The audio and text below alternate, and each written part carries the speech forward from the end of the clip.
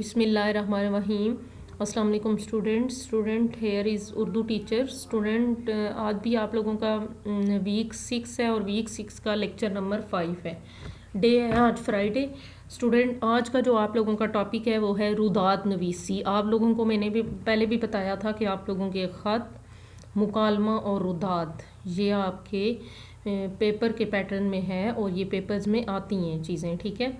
تو کوشچن آتے ہیں اس کے روداد کے، خط کے، مکالمہ کے۔ تو آج آپ لوگوں کا ٹاپک ہے روداد نویسی۔ انسان کو زندگی میں طرح طرح کے معاملات کو ضبط تحریر میں لانا پڑتا ہے، مثلاً کسی واقعے کی روداد، ذاتی ڈائری، مکالمہ، رسیدیں وغیرہ۔ کسی تقریب، اجلاس، مشاعرے اور ادبی محفل کی صورتحال کو قلم بند کرنا روداد کہلاتا ہے۔ روداد نویسی کے اصول، یعنی کہ اگر آپ روداد رائٹ کرتے ہیں تو آپ لوگوں کو کن کن چیزوں کو مد نظر رکھ کے روداد لکھنی چاہیے۔ نمبر 1، لکھنے والے کا مشاہدہ گہرا، نظر وسیع اور تقریب کا کوئی پہلو نظر سے اوجھل نہیں ہونا چاہیے۔ نمبر 2، جلسے کی نوعیت، تاریخ، مقام، حاضرین کا ذکر ضروری ہے۔ نمبر 3، مقررین کی تقریروں کے اہم نکات، شاعروں کے وہ اشعار جن پر داد ملی ہو، حسن ادا کے ساتھ پیش کرنا۔ نمبر 4، روداد میں واقعیت ہونی چاہیے مگر اس قدر زیادہ نہیں کہ روداد ایک مضمون معلوم ہو، یعنی کہ بہت ہی زیادہ ڈیٹیل میں نہیں لے کے جانا۔ نمبر 5، آغاز کا پیراگراف موضوع کے مناسبت سے تعارفی حیثیت کا ہونا چاہیے، انداز سادہ ہونا چاہیے۔ نمبر 6، ایک روداد نویس کو اپنی رائے یا تنقید سے گریز کرنا چاہیے، یعنی جب آپ روداد لکھتے ہیں تو آپ نے ان سب چیزوں کو مد نظر رکھ کر روداد لکھنی ہے، ٹھیک ہے اسٹوڈنٹس۔ یعنی کہ آپ لوگوں کا مشاہدہ جو ہے وہ بھی گہرا، وسیع ہونا چاہیے اور آپ لوگوں نے جلسے کی نوعیت، تاریخ، مقام، حاضرین اور مقررین کا بھی ذکر کرنا ہے اور تقریروں کے اہم نکات اور جن شاعروں کے وہ اشعار جن پر داد ملی ہو ان کو بھی حسن ادا کے ساتھ پیش کرنا ہے۔ تو اسٹوڈنٹس یہ سب باتیں ہیں جو آپ لوگوں نے روداد لکھتے وقت ان سب کو مد نظر رکھنا ہے، ٹھیک ہے اسٹوڈنٹس۔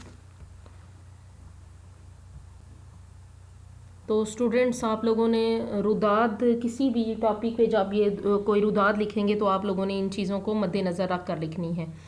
تو آپ لوگوں کی آج اسی لیکچر میں سرگرمی نمبر 2 جو ہے وہ ہے مرکب ناقص اور مرکب کلام میں فرق۔ کلام، دو یا دو سے زیادہ بامعنی لفظوں کے مجموعے کو مرکب یا کلام کہتے ہیں، جیسے میری کتاب، بچہ نیک ہے۔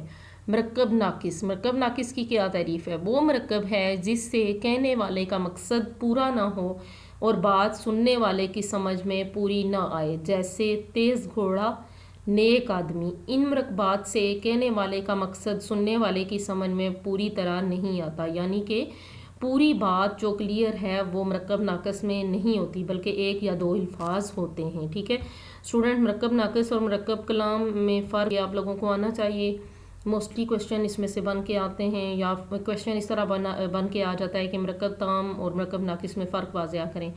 مرکب تام، دو یا دو سے زیادہ بامعنی لفظوں کا ایسا مجموعہ جس سے کہنے والے کا مقصد پورا ہو جائے اور سننے والے کو بات سمجھ میں آ جائے، جیسے علی نیک لڑکا ہے۔ یعنی کہ پورا جو جملہ ہوتا ہے یا لفظوں کا ایسا مجموعہ جس سے کہنے والے کا مقصد بھی پورا ہو جاتا ہے اور سننے والے کو بات بھی سمجھ آ جاتی ہے، ٹھیک ہے۔ مرکب ناقص میں ہمارے ایک دو لفظ ہوتے ہیں، بات کی سمجھ نہیں آتی، پوری بات نہیں کی جاتی، اور مرکب تام میں پوری بات کی جاتی ہے، سننے والے کو آسانی سے سمجھ آ جاتی ہے۔ اسٹوڈنٹس مجھے امید ہے کہ آپ لوگ مرکب ناقص اور مرکب تام میں آپ لوگوں کو فرق سمجھ آ گیا ہوگا۔